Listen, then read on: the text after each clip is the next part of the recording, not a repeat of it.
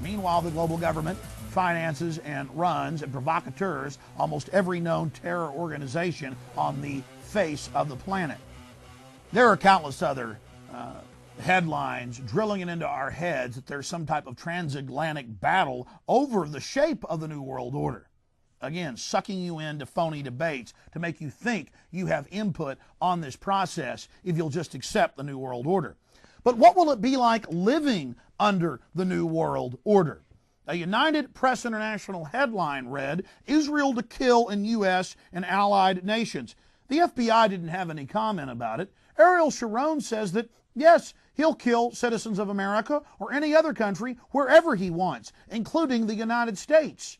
And our government, the federal government, has signed agreements with the EU to extradite American citizens for things that aren't even crimes here. Thought crimes, namely criticizing the EU, or any of their policies is now considered xenophobic. Imagine foreign Mossad and Interpol agents murdering Americans. No judge, no jury, no arrest, you're just dead, and it's in the back of the newspaper. That, my friends, is what it'll be like living inside the New World Order, and it's happening right now. We see CEOs, we see leaders from Mexico, the U.S., Canada, Chile, calling for getting rid of our borders, merging our social security systems and our police and military. Deals have already been signed in late 2002 for, quote, Mexican and Canadian troops to deal with American terrorists and for peacekeeping. My friends, peacekeeping is the disarmament and enslavement of the people. The New World Order also allows European Union-controlled and financed corporations to buy up critical government services like waste, water, and electricity. Privatization isn't private at all. It is simply a partnership between select corporations that act more like organized crime rings or modern pirates allied with government, bringing you this tyranny. An important area of New World Order documents, because the globalists communicate with each other on a routine basis, and their writings are public, though they're not distributed widely or talked about in the mainstream controlled press that is there to distract our attention away from issues of real substance. The Project for a New American Century, founded in 1997, was run by Dick Cheney, Jeb Bush, Wolfowitz, and of course Secretary of Defense Donald Rumsfeld.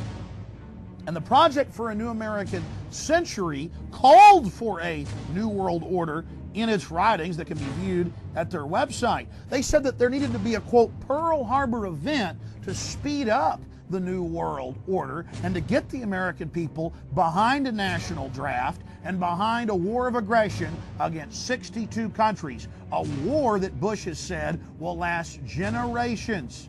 In fact, in one statement, he said 100 plus years. They went on to say that Saddam Hussein, this is in a 2000 dossier they wrote up, a 2000 battle plan, that Saddam Hussein wasn't a threat, but that he provided a convenient pretext to get the oil in Iraq. But understand, the invasion of Iraq was also not just about the 3 to 5 trillion in oil or the 1.7 to 1.9 trillion occupation cost of Iraq over the next 5 years. It was also about setting the precedent for the New World Order to invade sovereign nations. And if you think there's some rift between Bush and the UN, Bush and Blair have already announced that the UN will control the oil, the trillions of dollars of oil that the Iraqi people truly own. So again, playing good cop, bad cop, and we have them on the record saying, think about this, that they were going to go after Iraq, they needed a Pearl Harbor event to get the American people behind it. And the military-industrial complex, the CIA, certainly provided that on 9/11, September 11, 2001. But the New World Order also goes back into history. They orchestrated World War I, and they've bragged about it. And they tried to get their League of Nations, the first UN. When that failed, they needed a bigger war, and they certainly generated that with their asset, Adolf Hitler, who they funded and trained. In fact, I have the news articles out of large establishment East Coast newspapers from the early 1940s where the president's grandfather, George Bush's grandfather, Prescott Bush, actually was arrested and fined for trading with the enemy, running over 50% of Nazi steel production through Brown Brother Harriman. In fact, a headline on MSNBC reported that FDR's Auschwitz secret. Well, I'd talked to many B-17 pilots years ago who said they weren't allowed to bomb entire factories owned by General Motors, General Electric, and Ford, building Panzers for Hitler's war. Why did the globalists do this? Because the bankers were funding both sides, and they stood to gain and profit from a protracted war. The bankers funded Stalin, Hitler, and the United States in England during World War II. FDR's Auschwitz secret. And in fact, the London Guardian reported from now declassified secret documents that Hitler saw the Duke of Windsor, the man who would be king, as no enemy, U.S. files reveal. Well, of course, the Duke of Edinburgh lived in Germany during most of World War II and then escaped near the end to fascist Franco Spain. The British have engineered these disasters time and time again by controlling both sides of conflicts. They take over in the aftermath. And who's one of the main banking families behind major wars going back to the battle at Waterloo? The Rothschild family, the family that bankrolled Europe. And every time we investigate a major scandal or a company being sucked dry before being imploded and pension funds being stolen, we run right into the Rothschild family, namely their British subsidiary, N.M. Rothschild. You also have the Crump family in Germany that owns many of the publishing companies in the world. They weren't prosecuted after World War II, certainly not. Their little creation Adolf Hitler and his minions were. And now we have the modern New World Order system. In March of 2002, I interviewed BBC reporter Greg Palast. He said the head of N.M. Rothschild, Lord Wakeham, who's on the head of Britain's censorship board, was trying to restrict him from breaking the story of 1,000 plus pages of secret World Bank and IMF documents. Mr. Palast interviewed the former head economist for the World Bank, Joseph Stiglitz.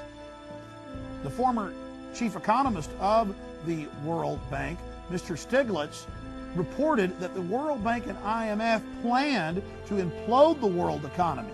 You see, the globalists print the money.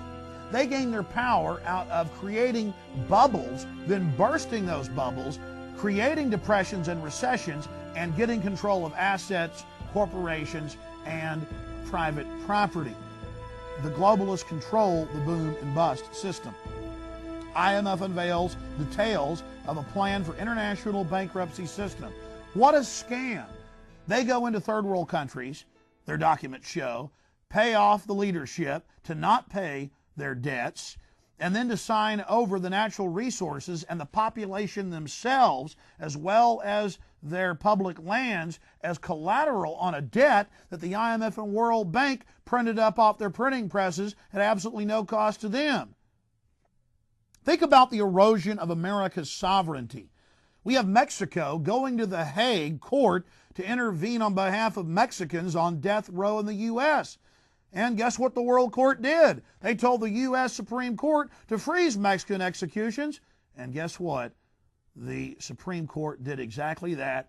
Ruth Bader Ginsburg said, oh, we definitely agree that you are the authority. Already, our courts under the control of the United Nations. And we have the International Criminal Court coming to life, and it doesn't even respect the basic rights contained in the Magna Carta, much less the Bill of Rights or Constitution. Meanwhile, we have the Pan-American Union forming, merging social security systems, merging law enforcement and military, as we said earlier. The EU is doing the same thing at the same time. EU poised for huge expansion to the east, 10 former Eastern Bloc nations merging with the EU, and they're quite at home in the socialist system. Another pretext the world government uses to get involved in sovereign nations is the drug war. And the evidence is clear. MI6, the CIA, Mossad, and other major intelligence agencies control the drug trade globally. In fact, after the globalists took over Afghanistan, opium production surged to record levels. That was another one of the little motives behind 911. Not just oil, not just weapon sales, not just the pretext to invade sovereign nations and empower this